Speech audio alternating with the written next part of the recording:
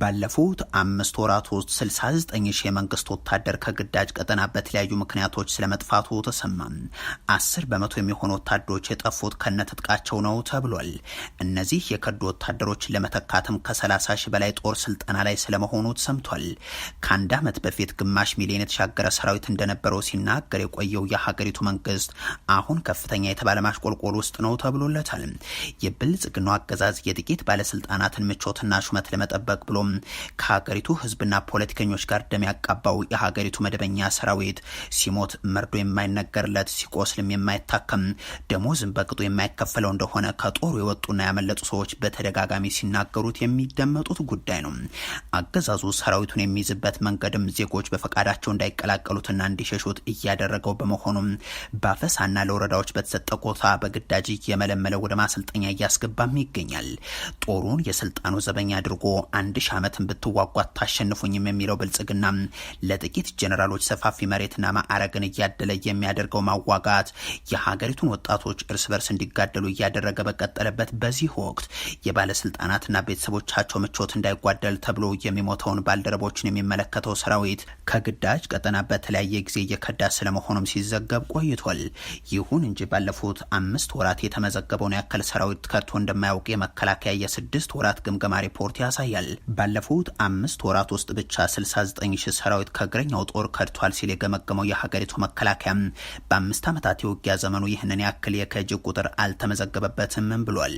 አብዛኛው ሰራዊት የከደው በአማራና ኦሮሚያ ክልሎች በሚካሄደው ዘመቻ ወቅት ነው ያሉት ምንጮቻችን፣ ከዛ ውስጥ 10% የሚደርሰው የከደው የታጠቀውን መሳሪያ ጭምር ይዞ ነውም ብለዋል። ልክ እንደ ሌሎች የብልጽግና ተቋማት ሁሉ የመከላከያ ሰራዊቱም የ6 ወራት ሰሞንኛ ግምገማውን ተከትሎ የወጣም ሪፖርት ነው። ከዚህ ከነመሳሪያው ከከዳው የሰራዊት አባል ውስጥ አብዛኛው ፋኖና የኦሮሞ ነጻነት ሰራዊትን መቀላቀሉን የሚገልጸው የመከላከያው ግምገማም ያለ መሳሪያ የጠፋው ደግሞ ወደ ተለያዩ ከተሞችና ቤተሰቦቹ ሳይሄድ እንዳልቀረ ግምቱን አስቀምጧል። በመከላከያ ውስጥ አለመተማመን፣ መናናቅና ጓዳዊ ስሜት ጠፍቷል የሚለው የመከላከያው ግምገማም ለሰራዊት መክዳትም ይህ አንድ ምክንያት ነው ሲል ገልጾታል። በጠላት ፕሮፓጋንዳ መታለል፣ በውጊያው አጀንዳ አለማመን፣ በጥቅም መደለል፣ በቂ ፖለቲካዊ ስልጠናና በቂ ደሞዝ ማግኘት፣ የቤተሰብ ግፊትና ሌሎች ምክንያቶች ከዱ ይላላቸው ወታደሮች ምክንያቶች ናቸው ተብለውም ተቀምጧል። ከየመዝናኛ ቦታው እያፈሰም ከመኖሪያ ቤትና ከመንገድ ላይ እየለቀመም እንደዚሁም ከተፈናቃይ ካምፕ እየወሰደ ውትድርና ያስገባቸው ወጣቶች ቁጥር መበርከትና የፍላጎት ማጣትም ለመክዳቱ ምክንያት እንደሚሆን ግን አልገለጸም። ይሁን እንጂ ከጠፉ 69,000 ወታደሮች መካከል አብዛኞቹ ከኦሮሚያ ክልል ታፍሰው የተወሰዱ ወጣቶች መሆናቸውን በተዘዋዋሪ ያምናል ያሉ አንድ ሰነዱን የተመለከቱ ምንጭ በ5 ወር ውስጥ የ69,000 ወታደር ከድቷል ማለት በእያንዳንዱ ቀን ከ400 በላይ ወታደር ከግዳጅ ቀጠና ይጠፋል እንደማለት ነው ይላሉ። ከዛ ቀድሞ መከላከያ የአማራ ክልልን የጦርነት ሁኔታ በገመገመበት ሰነድ ከድተው ወደ ጠላት በሚቀላቀሉ ወታደሮች ላይ የማያዳግም እርምጃ መውሰድ እንደሚገባ ገልጾ እንደነበር አይዘነጋም። በአሁኑ ግምገማ ላይም ቁጥራቸው ያልተገለጹ ወታደሮች ላይ ከድተው ወደ ጠላት ሲሄዱ በተገኙ አባላትና ለጠላት መረጃ ሲያቀብሉ በተያዙ ወታደሮች ላይ የማያዳግም ያለውን የግድያ እርምጃ መውሰዱን ገልጿል። አስገድዶ ወደ ውትድርና መውሰድ ለመክዳትም እንደሚዳረግ ያልተማረ የሚመስለው የብልጽግናው አገዛዝ በአፈሳ ያስገባቸውን ምልምሎች አሁን በወታደራዊ ማሰልጠኛ አስገብቶ እያሰለጠነ ሲሆን እነዚህን የከዱትን ለመሙላት ተብሎም ማሰልጠኛ ጣቢያዎች ውስጥ የሚገኙት ሰልጣኞች 32,000 እንደሚሆኑም ተገልጿል። ከአንድ ዓመት በፊት ፊልድ ማርሻል ብርሃኑ ጁላም እናት ጦራቸው የነበረውን የደርግ ሰራዊትን ማሳያ አድርገው ሲናገሩ ከደርግ ሰራዊት የላቀ ጦር አሁን አለን ብለው ነበር። የደርግ መንግስት በመጨረሻዎቹ የስልጣን ወራቱ 500,000 የሚደርስ መደበኛ ሰራዊት እንደነበረው የሚታወቅ ሲሆን ፊልድ ማርሻሉ ግን የብልጽግናው ጦር ይህንን አሃዝ የሚበልጥ መሆኑን ሲገልጹ ተሰምተውም ነበር። የመከላከያ የሰው ኃይል መምሪያ ግን አሁን ሀገሪቱ ያላት እግረኛ ጦር 178,000 የማይሞላ መሆኑን የሚያመላክት ነው። ይህ ሰራዊት ከ20,000 በላይ የሚገመተው ሪፐብሊካን ጋርድና የአየር ኃይል ወታደሮችን አይጨምርም። አብይ አህመድ አሊ ጦርነት እንጀራቸው ነው ሲባል ያለማቋረጥ የኢትዮጵያን ህዝብ ደም ያፈሳሉ፣ ያጋድላሉ ማለት መሆኑን አሁን ዓለምም እየተረዳቸው ይመስላል። ባለፉት ዓመታት ሕግ ላስከብር፣ ሽብርተኛም ልደመስስ፣ ጽንፈኛም ልዋጋ ዘመትሁ እያሉ በአገር ሀብትና በሕዝብ ሕይወት ላይ የተጫወቱትን መተላለቅ ዘንድሮ ደግሞ ጎረቤት ሀገራት ላይ በመተኮስ ሰፋ ያለ እልቂት መደገሳቸውን ዓለም እየተናገረባቸው ነው። በዚህም ተፋላሚዎቻቸው ሁሉ ያለ አንዳች ልፋት ግዙፍ ዲፕሎማሲያዊ ድል ከወዲሁ ተጎናጽፈዋል። አሁን በዓለም አቀፉ ማህበረሰብና ሚዲያ እይታ ሻዕቢያ በአብይ አህመድ ጦርነት የታወጀበት ተጎጂ እንጂ ነገር ፈላጊ ተደርጎ አይቆጠርም።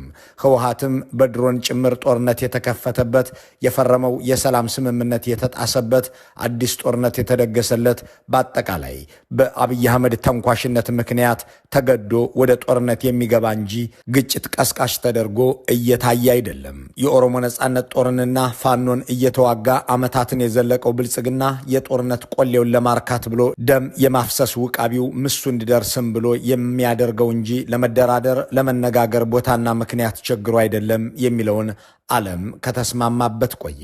አሁን አዲሱ ነገር በዘንድሮ በጋ ብልጽግና ያለውን ሰራዊት ወደ ሰሜን ኢትዮጵያ ማንቀሳቀሱ ሲሆን የት ሊያዘምተው ነው? ማንንስ ሊገድልበት ይሆን?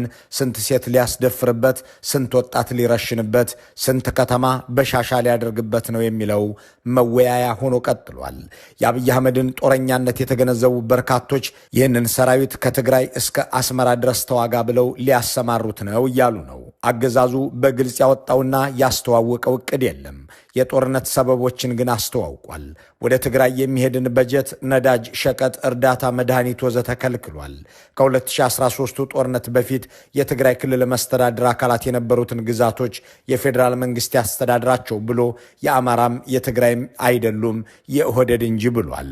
እነዚህን ትንኮሳዎች ሁሉ ያደረገው በትግራይ በኩል ቀድሞ ተኩስ እንዲከፈትበት ለመጋበዝ ነው የሚለው የጥቂቶች ሐሳብ አይደለም። ሰራዊቱን ያንቀሳቀሰው ያሰፈረውም ብልጽግናችን ድንበር ሊያስከብር ስለሆነ ነው።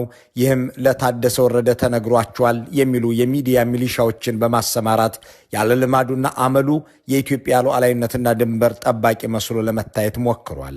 ይህ ሁሉ ግን ማዘናጊያ መሆኑ የተገለጠው ለአሜሪካ መንግስት የደህንነትና የጸጥታ ምርምሮችን ለሚያደርጉት ስመጥሮቹ አሜሪካ ኢንተርፕራይዝ ኢንስቲትዩትና ክሪቲካል ትሬትስ ፕሮጀክት የአብይ አህመድ አገዛዝ ጋዜጠኞችንና ሚዲያዎችን ማባረርና ማገድ፣ ፈቃድን መንጠቅ የጀመረው ወደ ጦርነት ሊገባ ስለሆነ ነው እያሉ ነው።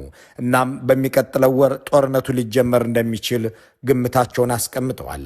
በአሜሪካ ዋሽንግተን ዲሲ የሚገኝ በመንግስት ፖሊሲዎች፣ በውጭ ግንኙነትና በደህንነት ጉዳዮች ላይ ጥናት የሚያደርገው አሜሪካ ኢንተርፕራይዝ ኢንስቲትዩትና አሜሪካን እንዲሁም አጋሮቿን የሚፈታተኑ ዓለም አቀፍ የደህንነት ስጋቶችን በቅርበት በመከታተል የሚታወቀው ክሪቲካል ትሬትስ ፕሮጀክት በጋራ ያወጡት ይህ ጥናታዊ ሪፖርት በሰሜን ኢትዮጵያ ያለውን ወታደራዊ አሰላለፍና ስምሪት እንዲሁም አቅሙን የሚተነትን ነው።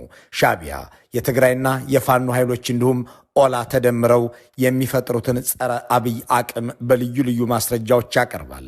የፋኖ የኦላና የህወሓት ባለስልጣናት ወታደራዊ ትብብርን በሚመለከት ስላደረጉት ምክክር የሚያብራራው መረጃ ጆሮ ገብ ነው። ቲዲኤፍ ኤርትራና ብልጽግና ያላቸውን የትጥቅና የወታደር ብዛት ሲተነትነው ነገሩን ለመረዳት እንዳይከብድ ያደርገዋል።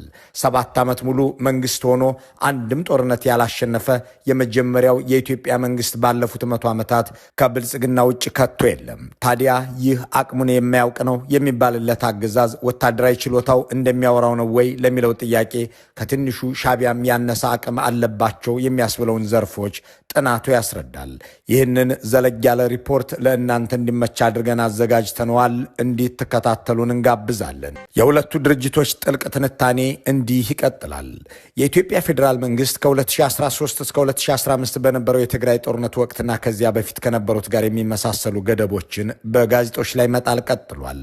የአዲስ አበባ አገዛዝ የካቲት 11 ቀን እውቅና ያለው የፈረንሳይ ዜና አገልግሎት አጃንስ ፍራንስ ፕሬስ ጋዜጠኛ ወደ ትግራይ እንዳይጓዝ ከልክሏል። የካቲት 16 ላይ ደግሞ የአዲስ ስታንዳርድን ፈቃድ ሰረዘው። አገዛዙ የቢቢሲ ጋዜጠኞችን እውቅና ለማደስ ፈቃደኛ ያልሆነ ሲሆን ሮይተርስ ኢትዮጵያ በሱዳን የእርስ በርስ ጦርነት ውስጥ ስላላት ተሳትፎ ዘገባ ካወጣ በኋላ በምድረ ኢትዮጵያ እንዳይሰራ ታግዷል። ይህም በዶቼ ቬለና ዋዜማ ሬዲዮ ላይ ከተጣሉት መሰል ገደቦች በኋላ የተፈጸመ ነው። የትግራይ ሰራዊት የመከላከያ ሰራዊቱ ሰፍሮ የሚገኝባቸውን አቅጣጫዎች ተከትሎ ኃይል በማከማቸት ላይ ይገኛል።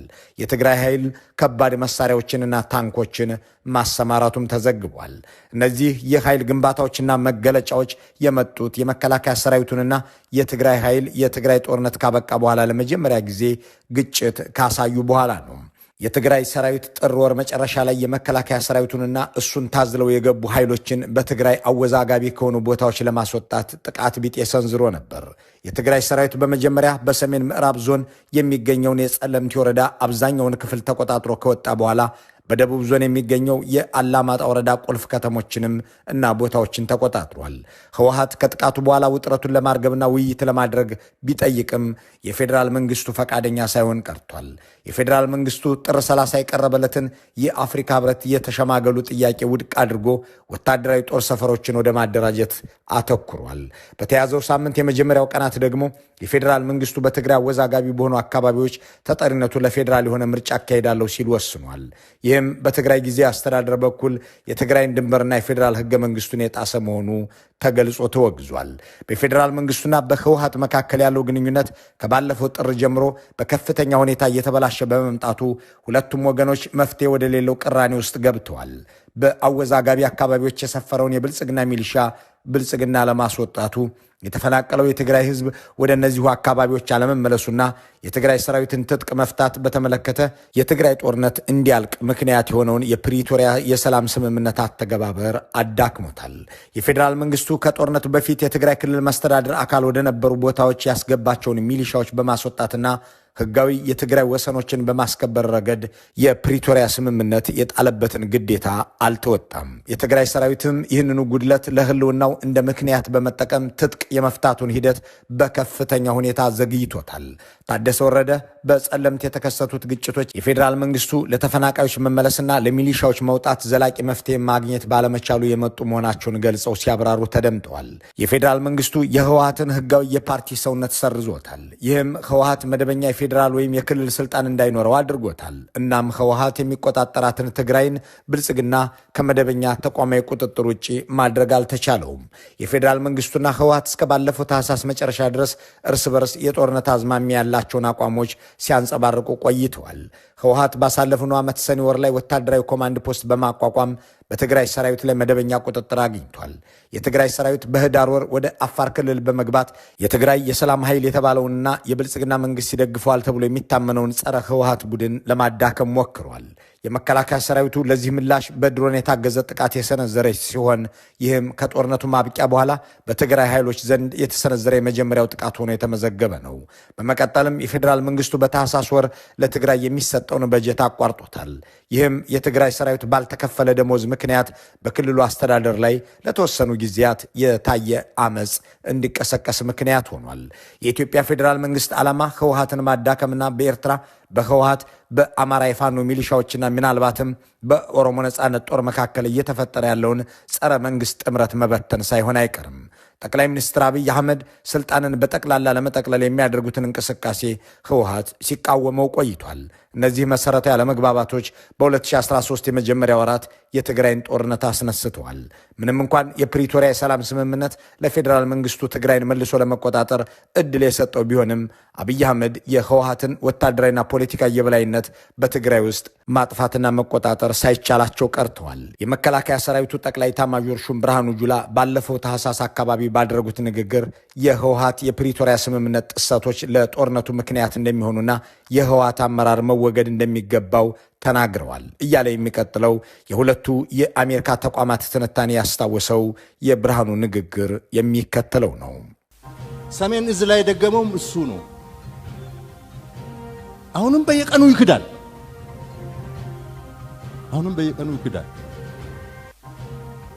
የሆነ ኢትዮጵያ ውስጥ የተፈጠረ የክደት መንፈስ፣ የክደት ኃይል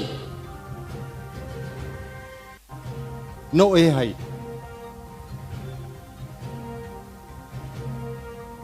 ኃይል እስካልተነቀለ ድረስ ኢትዮጵያ ሰላም አታገኝም። እንዲህ ያሉ ጦረኛ አገላለጾችን ከአዲስ አበባ እየሰጡ ሰራዊቱን እያሰማሩ ያሉትን ገዢዎች በመተንተን በሁሉም ጸረ አብይ ኃይሎች ዘንድ ያለውን ወታደራዊ አቅም የሚዘረዝረው የሁለቱ ድርጅቶች ጽሑፍ ቀጥሏል። የአዲስ አበባ አገዛዝ መንግስት በኤርትራ ድንበሮች ላይ ሰራዊቱ እንዲሰፍር ይደረጋል ተብሎ ለታደሰ ወረደ ተነግሯቸዋል የሚለውን ወሬ የኢትዮጵያ ጊዜያዊ መንግስት ፕሬዚዳንት ሐሰት ነው ብለውታል። ይልቁንም ህወሓት የኢትዮጵያ መንግስት ለጦርነት እየተዘጋጀ መሆኑንና በመቀሌ አቅራቢያ በአፋር ድንበር ላይ ያለ ኃይል እያከማቸ መሆኑን በይፋ አሳውቋል። የኤርትራ ሚና ኢትዮጵያ ተከፋፍላና በውስጥ ጉዳዮቿ ተጠምዳ እንድትቆይ ማድረግ ነው። ይህንን ለማድረግም ከህወሓትና ከሌሎች የኢትዮጵያ ተቃዋሚዎች ጋር አጋርነት ፈጥራለች። ኤርትራ በጸረ ትግራይ ጦርነት ከኢትዮጵያ ጎን ብትሰለፍም ከፕሪቶሪያ ስምምነት ውጭ መደረጓ በሁለቱ ሀገራት መካከል ያለውን ግንኙነት አሻክሮታል። በተጨማሪም የኢትዮጵያ ባለስልጣናት በኤርትራ በኩል የባህር በር የማግኘት ጥያቄ አለን ማለታቸው ኤርትራ የልወረረው ስጋት ውስጥ እንድትገባ አድርጓታል። ከእነዚህ ሹማምንት የአሰብ ወደብን ለማግኘት ኃይል የመጠቀም እድል አለ ተብሎ መነገሩም ጉዳዩን ከፍ አድርጎታል። ህወሓትና ኤርትራ ከአዲስ አበባው የአብይ አህመድ መንግስት ጋር ያላቸው ግንኙነት እየተበላሸ በመምጣቱ ግንኙነታቸውን አጠናክረዋል። የኤርትራው ፕሬዝዳንት ኢሳያስ አፈወርቂና የህወሓት ባለስልጣናት ባሳለፍነው ዓመት ጥር ተገናኝተዋል።